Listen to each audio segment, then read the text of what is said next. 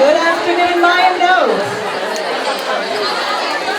I am Orly Nadler, and here I have Gila Stein. Together, we have directed the STEAM program that has been a labor of love, and we're so excited to start this dedication.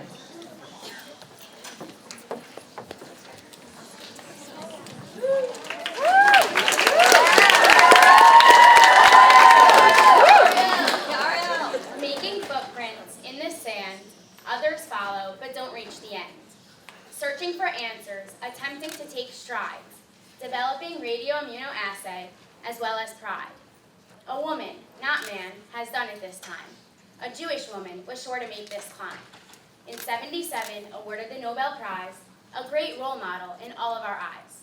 Making footprints in the sand, many will follow, but only some will reach the end.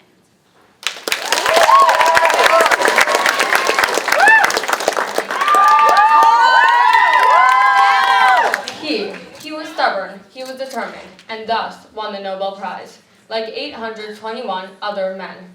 No, that's wrong. On July 19, 1921, Dr. Rosalind Yallow was born. She was a stubborn, determined, book-loving, math and chemistry excelling woman who won the Nobel Prize, like only 48 other women.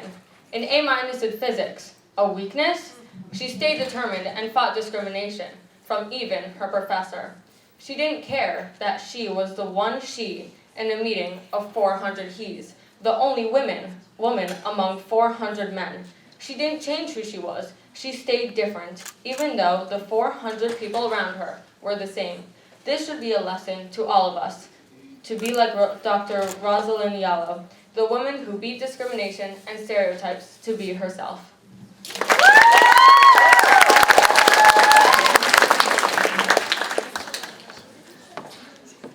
Welcome. We thank you all for coming and for your constant support and involvement with our program.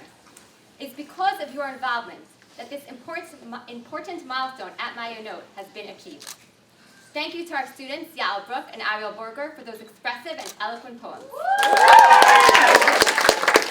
During today's ceremony, we will be using various modalities of artistic expression to highlight the interdisciplinary nature of our STEAM program, and those poems were a wonderful start. Today, we are dedicating the MakerSpace, a place of discovery, tinkering, innovation, inspiration, and prototyping, using our state-of-the-art laser cutter, 3D printers, computers, microcontrollers, sewing machines, and soldering stations. This is the hub of our STEAM program, a program which combines the wonder of science, the innovation of technology, the thoughtful practicality of engineering, the creativity and design of the arts, and the analysis of mathematics into a project-based, student-centered curriculum. The innovation and inspiration that is now taking place in our new MakerSpace will empower our girls to become modern Orthodox women who will go out into the real world with the confidence that they are able to pursue their dreams, to be the trailblazers of the future. Maya Note is at the cutting edge of STEAM education as we have introduced classes that blend these 5 disciplines into the core curriculum. We feel that every student should have her unique talents cultivated so that she can be a STEAM creator and innovator. Dr. Rosalind Yallow, the illustrious scientist and pioneer, after whom we are so proud to dedicate our MakerSpace, once said in a speech given to students in Stockholm, Sweden, "We cannot expect in the immediate future that all women who seek it will achieve full equality of opportunity. But if women are to start moving towards that goal, we must believe in ourselves, or no one else will believe in us. We must match our aspirations with the competence, courage, and determination to succeed." At Maya Note, we are the all-girls school that believes in the empowerment of women in STEAM. And indeed, as Dr. Yallow said, we are matching those aspirations with a unique and powerful program that will give the Maya Note girls the confidence, courage, and determination to succeed. Many of you sitting here today are our partners who have given us the encouragement and resources to build our MakerSpace and further our vision of excellence in STEAM education. And Mrs. Pam Ennis will now express our personal gratitude. Mrs. Ennis, as you come up, on behalf of the entire school, I would like to thank you immensely for your tireless grant writing, planning, and overall support that enable our program to be as successful as it is.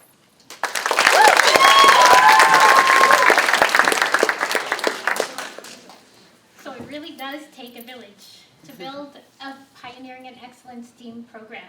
And we are grateful that we're here now and we have this amazing opportunity to say thank you to many of those who comprise our village.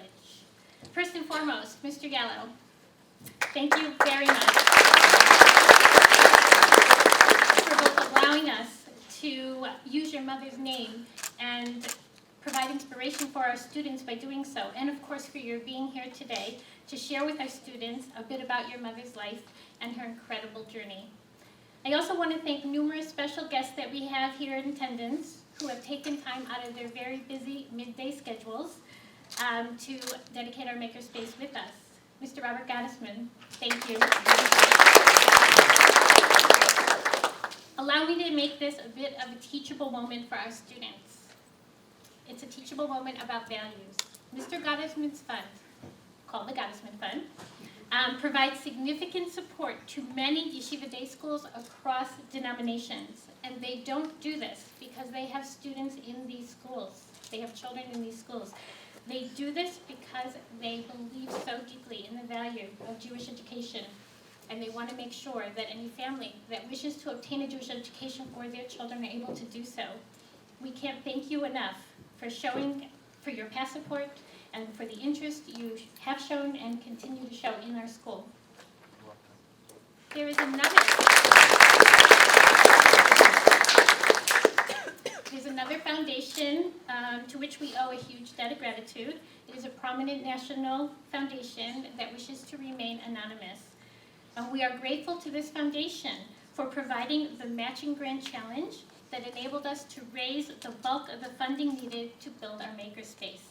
We thank the many parents and former parents who responded to this matching challenge. Some of you are here.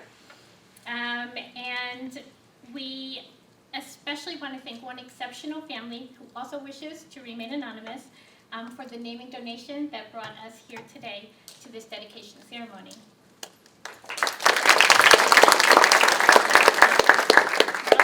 Thrilled to thank our local federation.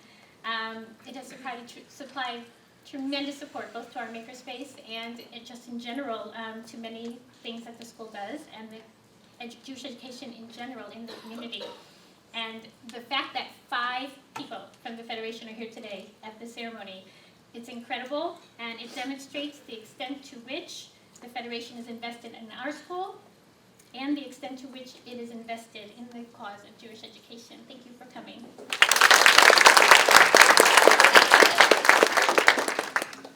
We also thank Judy Leibowitz from SIGE, the Center for Initiative in Jewish Education, both for coming. Okay, good. Both for coming today and all for SIGE, for all that SIGE has done to help us get our new STEAM program off the ground. We appreciate your support and mentorship over these past few years. We also thank Mark and Dave from Bergen Academies. They were instrumental in helping our STEAM team build the vision that has shaped the development of our progressive, unparalleled STEAM program. So thank you. We are also pleased to welcome representatives from at least 2 of our local elementary schools. We know that you are going to be here today truly excited about our STEAM program and the experiences that await your 8th grade graduating students. We also think, I did warn you, it's a village. We thank Sunny Herman, Executive Vice President from the Jewish Home at Rockaway. Sunny, are you here? She's also a Mayanot parent. We thank you for coming today, and we are excited to work with you on the Parkinson's initiative that you will all hear more about in a few minutes.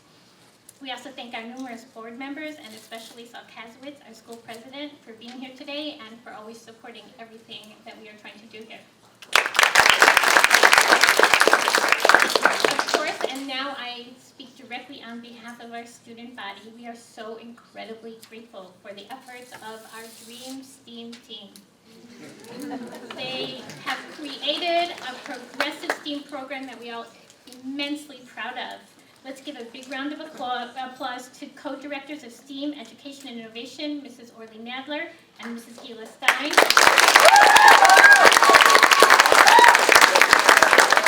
And to the remainder of the talented, unbelievable team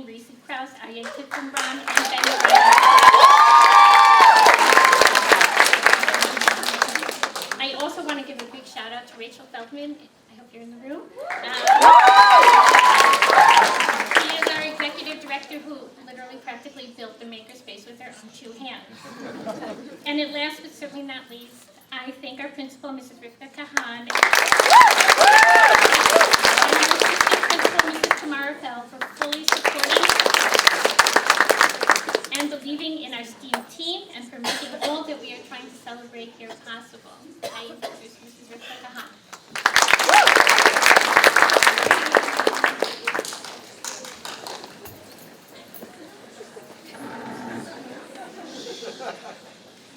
It brings me so much joy and pride to welcome everyone here today to the naming of our MakerSpace, which is the center of STEAM education at Mayanot. It is really incredible to reflect on how far we've come in just a short period of time. 1 year ago, offering a robust STEAM education at Mayanot was a dream. Mrs. Nadler and Mrs. Stein, our co-directors of STEAM education, had a vision of the cutting-edge curriculum that they wanted to create, but it simply did not yet exist. They visited a number of other schools and participated in training at Bergen Academy MakerSpace to learn about STEAM education. Mrs. Krause, who teaches our 9th grade STEAM classes, went to the Muncie MakerSpace to learn more.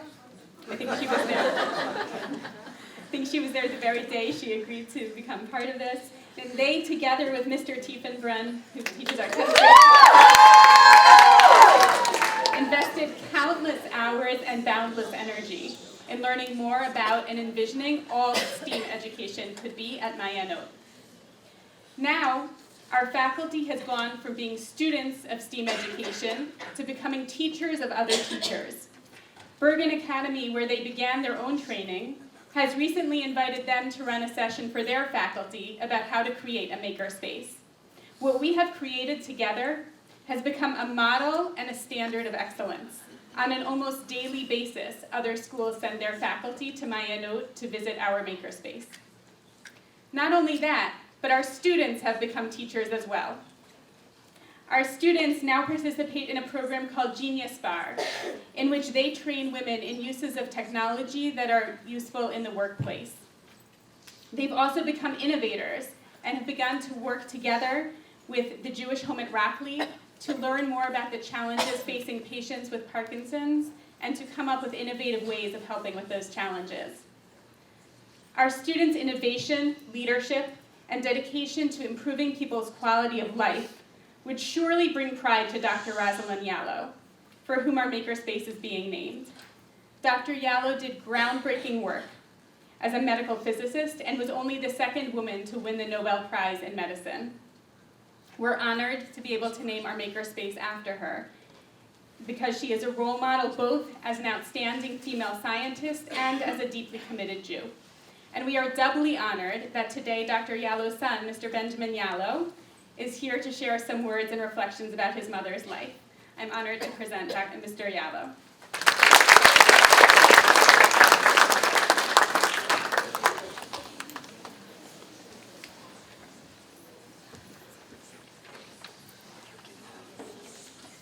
I'd like to thank all of you for being here for the naming of this lab in honor of my mother, Dr. Rosalind Yallo.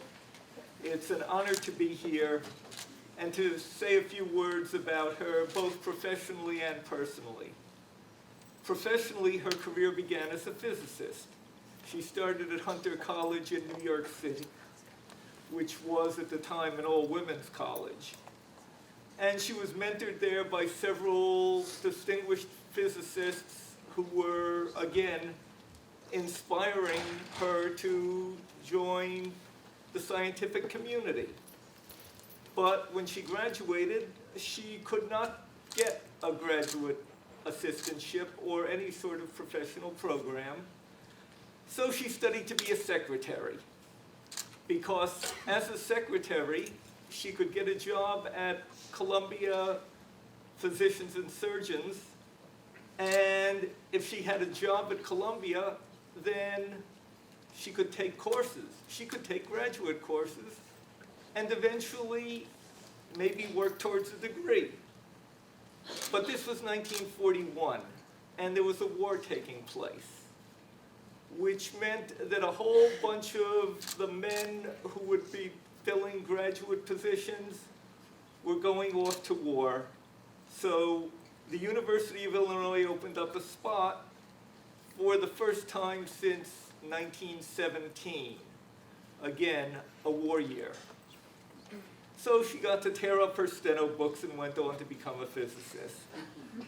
She studied under Maurice Goldhaber, who was an Austrian Jew who had originally fled to England and then later moved to the United States, a distinguished physicist in his own right, later to work at Brookhaven.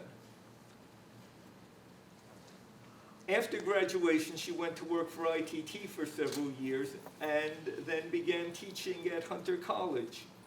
While there, she mentored many young women in the sciences. One of her young students, Mildred Dresselhaus, who unfortunately died last month, later went on to become the first woman institute professor at MIT, president of the American Physical Society, president of the American Association for the Advancement of Sciences, and many other distinguished achievements. But my mother wanted to move on to research as well as teaching, and as a physicist, she was in a position to move into biomedical research as a specialist in radioisotopes and their uses. Radioisotopes had really just been developed during the war, and physicians really weren't familiar with them, but physicists were. So she, in fact, followed a path taken by my father, who was also a physicist, and he had gotten a job as a radiation physicist at Montefiore Hospital in New York City. So in 1947, she started working, building a radioisotope service at the Bronx VA Hospital, where she would work for the rest of her life. And in 1950, she was joined by a young Jewish physician, Dr. Solomon Burson, and she and Dr. Burson would collaborate until the day of his death, quite literally. He died of a sudden heart attack at a conference in a hotel in Atlantic City, where he and my mother were scheduled to give a paper that day. In the early 50s, they began to study type 2 adult onset diabetes. The belief at the time was that type 2 was caused by rapid degradation of insulin by an enzyme, so that the disappearance of insulin in the blood of type 2 diabetics would be faster than in non-diabetics. However, when actually measuring it, they found that insulin disappeared more slowly for people who had relieved insulin injections and seemed to be bound to a large molecule which they believed to be an antibody to insulin. They submitted a paper in 1956 reporting these, originally to Science.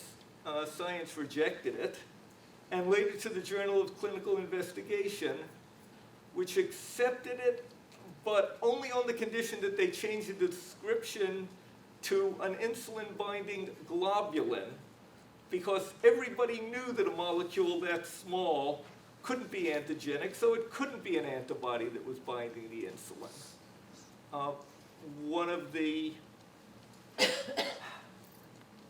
One of the facts that, well, it was wrong. Oh well, science advances by discovering that everything that you thought you know, well, some of it you don't know. It's wrong.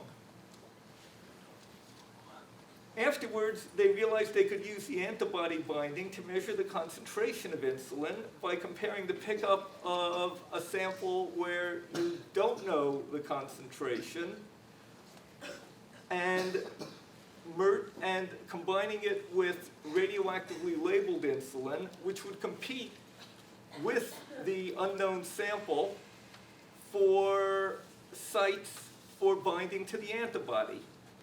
This enabled them to measure the concentration of insulin with a sensitivity many orders of magnitude greater than any of the prior testing methods. By about half a dozen orders of magnitude more sensitive than most of the tests that were discovered and known at that time.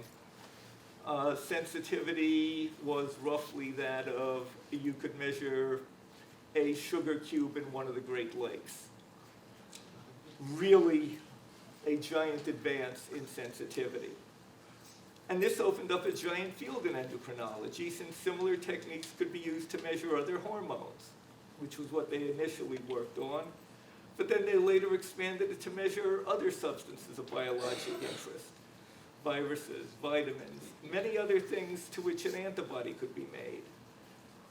And they spent many years training other people in the technique. Most of the assays for many years were developed either at their lab or by people trained in their lab.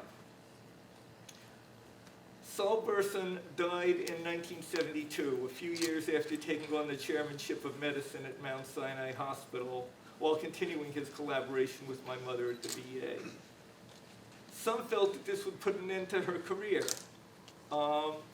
Saul was one of the most brilliant people I've ever known, and many people were unsure as to whether he was carrying the team and my mother was just a sort of a junior clerk working under him. And given Saul's known brilliance, this was actually a perfectly reasonable conclusion, although wrong. But the papers still kept coming out of my mother's lab, which helped convince the world that, well, actually they really had been a team. And she really was a major researcher in her own right. So 5 years after Saul's death, she was awarded the Nobel Prize for her discovery of RIA. The Nobel didn't really change her. It gave her more of a public presence, but she was still a working scientist, and the papers still kept coming out of the lab. One of the things that she felt was important, however, was not to use her fame to make random pronouncements on positions of public policy, but she made an exception for those areas where she felt that her knowledge and experience gave her a special expertise, such as radiation safety or training women in science, of which she was clearly a very strong advocate. She finally retired in 1992 and shut down the lab for further research, but she continued to go into her office to read and assist in other people's research, and continued to do so even after her first major stroke in the spring of 1993. But even after that stroke, she still continued to go into the lab as long as she was physically able, although her condition continued to deteriorate due to further strokes and 2 broken hips. And eventually she was forced to retire to a nursing home, but she retired to a nursing home across the street from her lab, where she could still stay in touch with the scientific community. And now I'd like to talk a little bit about her personally. She was one of the most driven people I've ever known. Of course she was smart. You don't succeed in science the way she did without that. But what was true was that she was determined to succeed and determined to make the world better. And she was fiercely loyal to her family and to her professional family, the people who had come through her lab, her students back at Hunter, and was constantly available to do anything she felt what was needed. A typical day when my younger sister and I were growing up, she would go to work at O'Dark 100 in the lab, come back, feed breakfast to the family, go back to the lab. Then, since the school that my sister and I went to when I was in 6th grade and my sister was a few years behind, was only a few blocks away. Then she would come home from the lab, feed us lunch, back to the lab, stay there until dinner time, come back to the house, dinner, and then back to the lab for a few hours. It's a good thing the lab was only about a mile from the house. And growing up, the lab was very much a second home for my sister and myself. We would often go in on weekends. We had to go in on, my mother had to go in on weekends because there was a lab full of research animals and no budget to find somebody to go feed the guinea pigs and mice and rabbits, and so she would go in to make sure they would get fed, and my sister and I would frequently go in. Sort of, we technically weren't allowed in, but we would sort of crouch down in the back seat of the car, and the guards at the gate knew perfectly well that we were coming in, but they couldn't see us. It didn't matter. We weren't there officially. And while she was raised far less religious than my father, who was the son of an Orthodox rabbi, while she came from a Reform family of German Jews, they dealt with all of those issues. The house was a kosher household, even though it took her time to learn how it worked, because that wasn't something she'd grown up with. She met my father on the first day of graduate school. He fell in love with her immediately, really immediately. A letter that he sent back to his parents, my grandfather was in Syracuse, where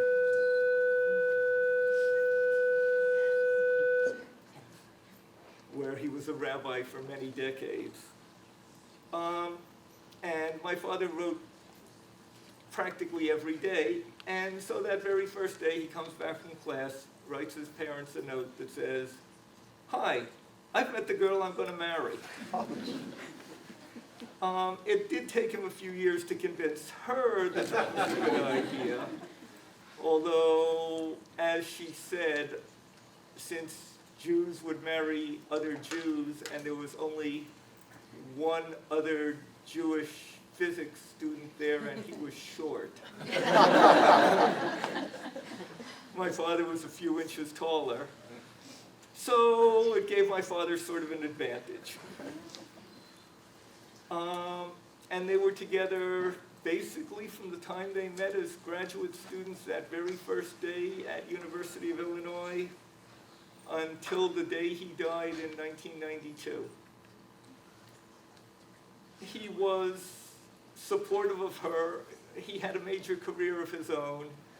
As I say, he had started as a radiation physicist at Montefiore Hospital and later went on to teach physics at Cooper Union, also in New York City. In fact, he was teaching there until he was forced to retire when he had his first heart attack. In fact, it was sort of scary for his class. He was teaching at the time. And unfortunately, he never recovered sufficiently to be able to go back to teaching. But there was never any conflict over her success. He was thrilled with it. They were another sort of team. He read all her papers. He commented on them because, again, he was a medical physicist in his own right. In the end, there were always two things that dominated her life: her family and the data. Because in science, the data always wins.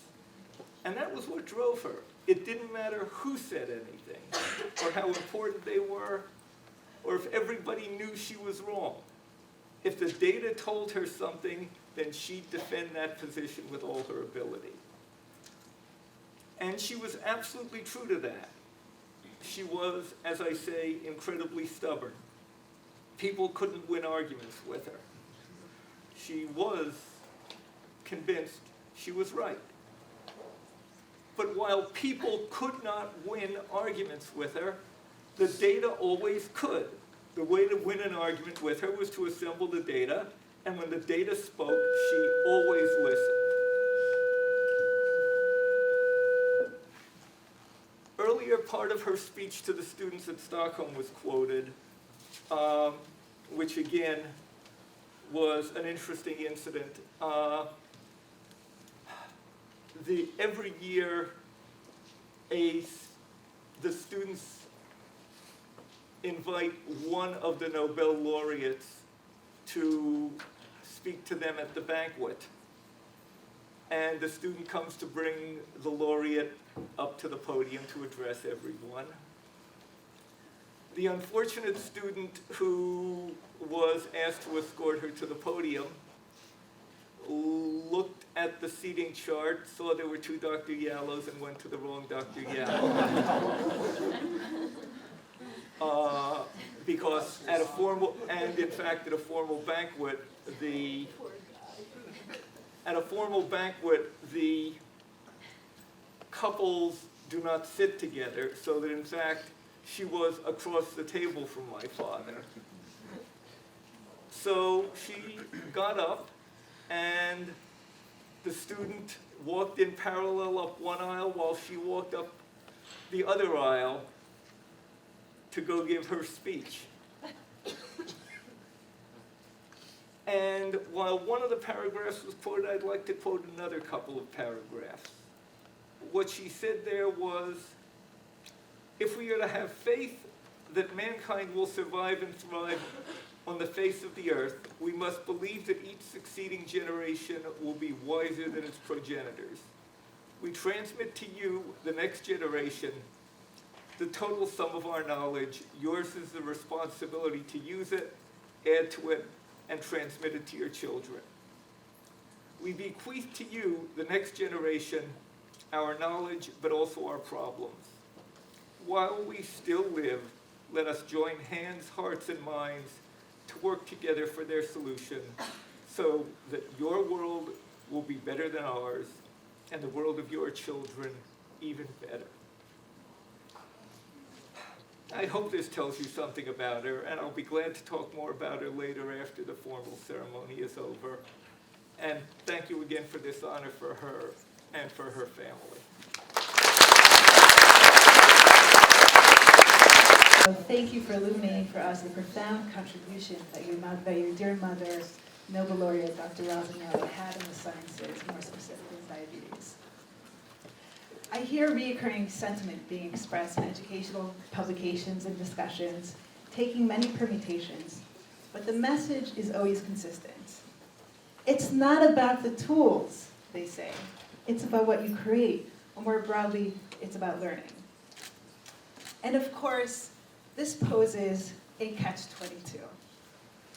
How can one create without the tools? How can one envision creating without knowing the necessary tools that are needed?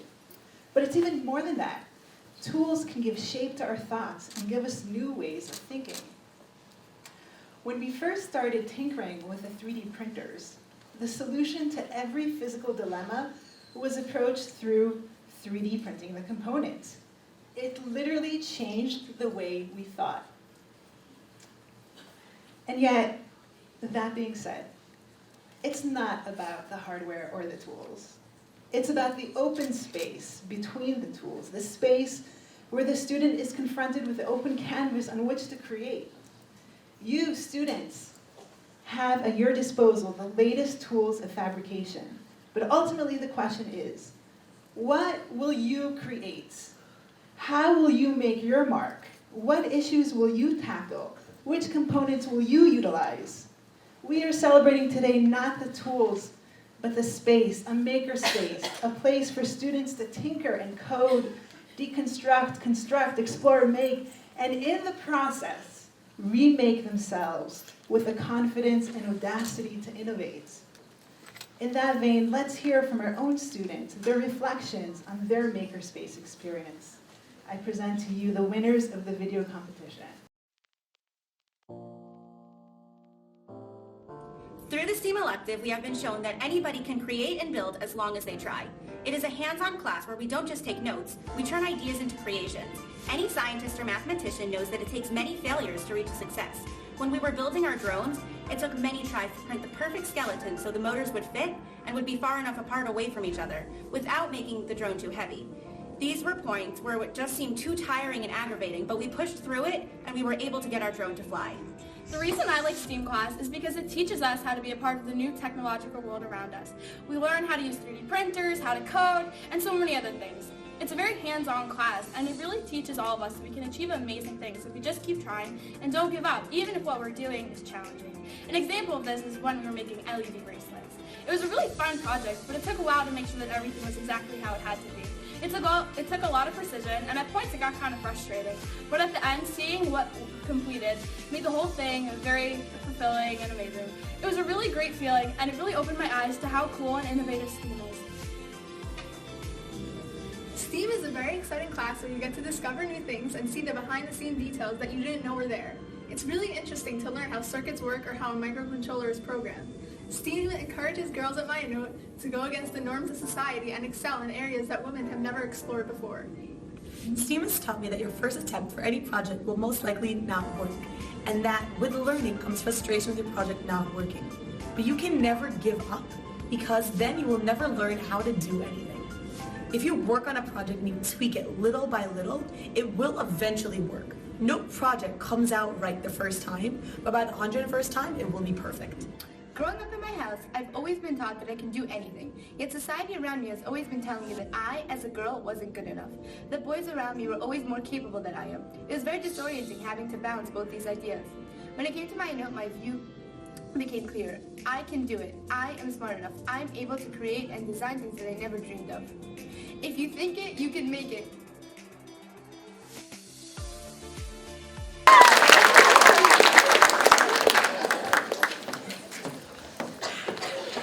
We love what our students can make. That was a fabulous student-generated video. And in preparation for this momentous occasion, we've also had a portrait competition. And it is such an honor to call upon Talia Simpson. Mr. Yallo to come up to receive the portrait.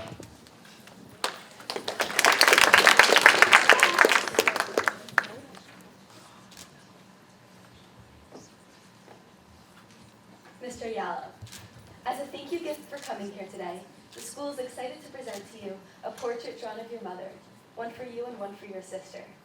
The original portrait will be displayed in our MakerSpace, and we hope that you enjoy this version, a framed photograph of the original portrait, and this version, made possible through the efforts of Mr. Reiner from our STEAM team, etched into wood by the laser cutter that was recently installed in our MakerSpace.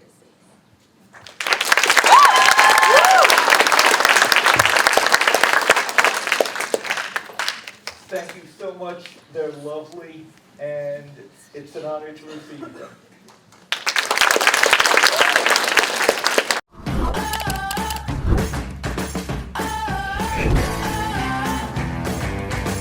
Today we're at the MayaNote STEAM Talks, a great opportunity for the girls at MayaNote to learn about science, technology, engineering, art, and math. We feel that our students, in order to succeed in the 21st century, they need to have STEAM skills. I see technology as one of the strongest forces that we have, but there's also a human element that you need to express yourself and you have to create and be innovative. In MayaNote, all the 9th graders and 10th graders are taking STEAM classes. They're having hands-on learning, so they're learning critical thinking skills in a way that will give them practical applications. There's so many different possible jobs you could get in STEAM. The jobs that are going to stay are going to be the ones with innovation, creativity, technology. A job in STEAM would be really cool. As the times change, it's really important to get involved in opportunities in STEAM because that's what the world needs, especially with women. I chose MayaNote because of the STEAM program that was offered. The MayaNote STEAM team has put together a really fantastic program. We started with different speakers coming, talking about what career path they took that had to do with science or math or engineering.